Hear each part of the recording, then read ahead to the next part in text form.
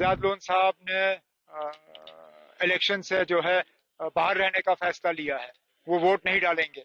उसका फायदा किसको होगा वो आप भी जानते हो, मैं भी जानता हूँ। नेशनल कॉन्फ्रेंस को वोट ना देने का मतलब ये होगा कि बीजेपी की मदद की जा रही है। हम चाहते हैं कि बीजेपी जो है तीनों सीटों पे हार जाए और उसके लिए हमें सबकी मदद की जरूरत है। अगर हमें बीजेपी की मदद करनी होती तो हम अपना उम्मीदवार चौथी सीट पे खड़ा क्यों करते? फिर तो हम समझौता करते ना। हमने पूरी कोशिश की थी कि कांग्रेस जो है वो चौथी सीट पे लड़े, क्योंकि कामयाबी की सबसे बेहतरीन मौका था अगर कांग्रेस वो लड़ती।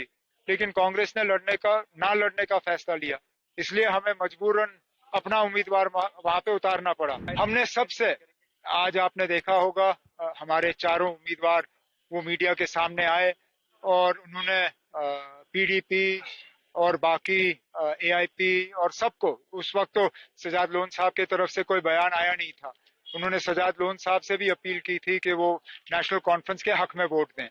अब सजाद लोन साहब ने इलेक्शन से जो है बाहर रहने का फैसला लिया है। वो वोट नहीं डालेंगे। उसका फायदा किसको होगा वो आप भी जानते हो, मैं भी जानता हूँ।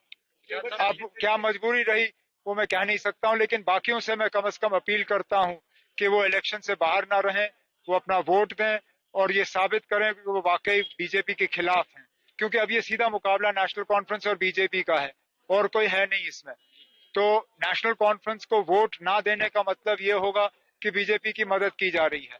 हम चाहते हैं कि बीजेपी जो है तीनों सीटों पे हार जाए और उसके लिए हमें सबकी मदद की जरूरत है। पाकिस्तान, और अगर हम पाकिस्तान और अफगानिस्तान की बात करें, कश्मीर की जो है वहाँ पे बहुत ज्यादा है, क्या इसका इम्पैक्ट जम्मू कश्मीर पे कुछ पड़ेगा? नहीं, क्या हो रहा नहीं, अब पाकिस्तान और अफगानिस्तान के सरहदों पे क्या होगा उसका जम्मू कश्मीर पे कोई असर पड़ेगा नहीं। लेकिन हम तो चाहेंगे कि पूरे ये इलाके में, सब कॉन्टिनेंट में अमन का माहौल रहे, चाहे वो पाकिस्तान हो, अफगानिस्तान हो, बांग्लादेश हो, नेपाल हो, श्रीलंका हो। हमारे पड़ोसी जो है ठीक रहे तो हम ठीक रहेंगे, उनके रिश्ते ठीक हो तो हम भी ठीक होंगे। साहब ने ये भी कहा है कि अब क्या मंशा होगा लोगों के लिए कि वहाँ के आप जीत के कोई बात नहीं ना, पहले तो हम अपना कैंडिडेट तय करेंगे। कैंडिडेट तय करने के बाद जो पिछले एक साल में हमने काम किए हैं उनके बारे में हम लोगों को बताएंगे, और जो आगे जाके अगले 4 साल के लिए हमारे क्या इरादे हैं वो हम लोगों को समझाएंगे। एक बेहतरीन उम्मीदवार हम लोगों के सामने रखेंगे और उम्मीद करेंगे कि बड़गाम के लोग जो हैं उस उम्मीदवार को कामयाब करेंगे। इसी तरह नगरोटा, आप सिर्फ बड़गाम की बात कर रहे हो लेकिन नगरोटा में भी इलेक्शन है, वहां पे भी नेशनल कॉन्फ्रेंस का उम्मीदवार उतरा था। हम उम्मीद करते हैं कि इस बार भी नेशनल कॉन्फ्रेंस का उम्मीदवार उतरेगा और वहां हम जीत की कोशिश करेंगे। ये भी इल्जाम लगा है कि एमसी बीजेपी की हिदायत के तहत कांग्रेस को राज्यसभा की निशस्त से इनकार कर दिया। आपका क्या कहना है? तब अगर हमें बीजेपी की मदद करनी होती तो हम अपना उम्मीदवार चौथी सीट पे खड़ा क्यों करते? फिर तो हम समझौता करते ना। और वैसे भी सजाद लोन साहब, अब उनकी सियासी सोच और मेरी सियासी सोच में थोड़ा सा फर्क है। मैं तो ये मान के चलता हूं कि हमने पूरी कोशिश की थी कि कांग्रेस जो है वो चौथी सीट पे लड़े, क्योंकि कामयाबी की सबसे बेहतरीन मौका था अगर कांग्रेस वो लड़ती। लेकिन कांग्रेस ने ना लड़ने का फैसला लिया, इसलिए हमें मजबूरन अपना उम्मीदवार वहां पे उतारना पड़ा। लेकिन हम तब भी जीत की जो है उम्मीद लगाए बैठे हैं। अगर वाकई सजाद लोन साहब बीजेपी को हराना चाहते हैं तो वोट देना हमारे हक में।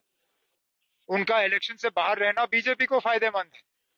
तो हमारे ऊपर इल्जाम लगाने से पहले वो अपने इसको देखे ना कि वो क्या कर रहे हैं। बीजेपी को अगर वो हराना चाहते हैं तो वोट दें, इलेक्शन से बाहर क्यों रह रहे हैं वो?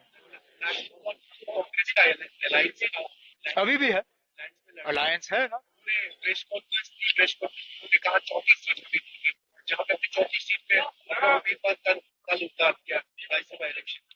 जब हम चौथी सीट पे अपना उम्मीदवार उठाना नहीं चाहते थे, हम चाहते थे कि चौथी सीट पे कांग्रेस लड़े, क्योंकि जैसे मैंने आपसे कहा, जो हमने नंबर देखे और जिस तरह हमने हाउस की कॉम्पोजिशन देखी, हमें लगा कि सबसे बेहतरीन जीतने की गुंजाइश तब होगी अगर कि कांग्रेस वो सीट लड़ती।